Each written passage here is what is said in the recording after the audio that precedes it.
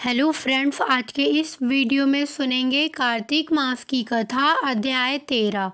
दोनों ओर से गदाओं, बाणों और फूलों आदि का भीषण प्रहार हुआ। दैत्यों के तीव्र प्रहारों से व्याकुल देवता इधर उधर भागने लगे। तब देवताओं को इस प्रकार भयभीत हुआ देख गरुड़ पर चढ़े भगवान युद्ध में आगे बढ़े और उन्होंने अपना सारंग नामक धनुष उठाकर बड़े जोर का टंकार किया। त्रिलोकी शाब्दित हो गई। पलपात्र में भगवान ने हजारों दैत्यों के सिरों को काट गिराया। फिर तो विष्णु और जलंधर का महासंग्राम हुआ। बाणों से आकाश भर गया।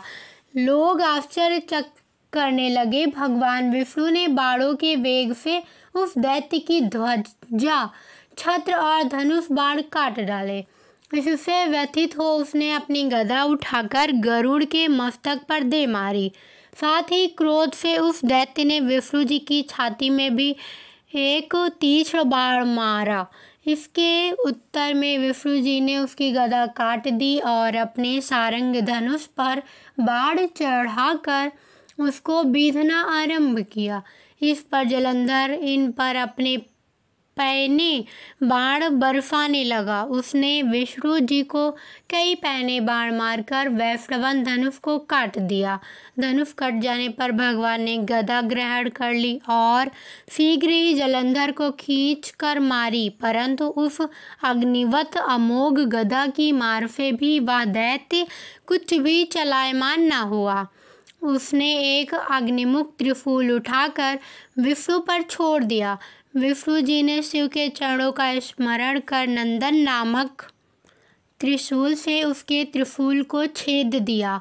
जलंधर ने झपट कर विष्णु जी की छाती पर एक जोर का मुष्टिक मारा। उसके उत्तर में भगवान विष्णु ने भी उसकी छाती पर अपनी एक मुष्टि का प्रहार किया। फिर दोनों घुटने टेक बाहुओं और मुष्टिकों से बाहु युद्ध करने लगे।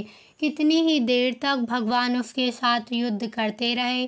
तब सर्वश्रेष्ठ मायावी भगवान उस दैत्यराज से मेघवाणी में बोले, हे रण दुर्मद दैत्य श्रेष्ठ, तू धन्य है जो इस महायुद्ध में इन बड़े बड़े आयुधों से भी भयभीत न हुआ।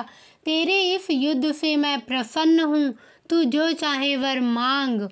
मायावी विष्णु की ऐसी वाणी सुनकर जलंधर ने कहा, हे भावुक, यदि आप मुझ पर प्रसन्न हैं तो यह वर दीजिए कि आप मेरी बहन तथा अपने सारे कुटुंबियों सहित मेरे घर पर निवास करें।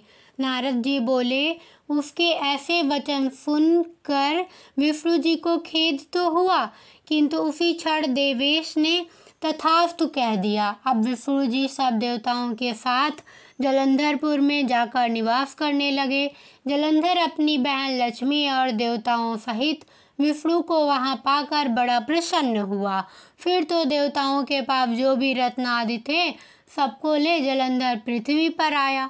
निशुंभ को पाताल में स्थापित कर दिया और देवदानव, यक्ष, गंधर्व, सिद्ध, सर्प, राक्षस, मनुष्य आदि सबको अपनी वंशवर्ती बना त्रिभुवन पर शासन करने लगा। उसने धर्मानुसार सुपुत्रों के समान प्रजा का पालन किया। उसके धर्म राज्य में सभी सुखी थे। मेरी वीडियो आपको कैसी लगी मुझे कमेंट करके ज़रूर बताइएगा। लाइक करना, शेयर करना और सब्सक्राइब करना बिल्कुल मत भूलिएगा। धन्यवाद।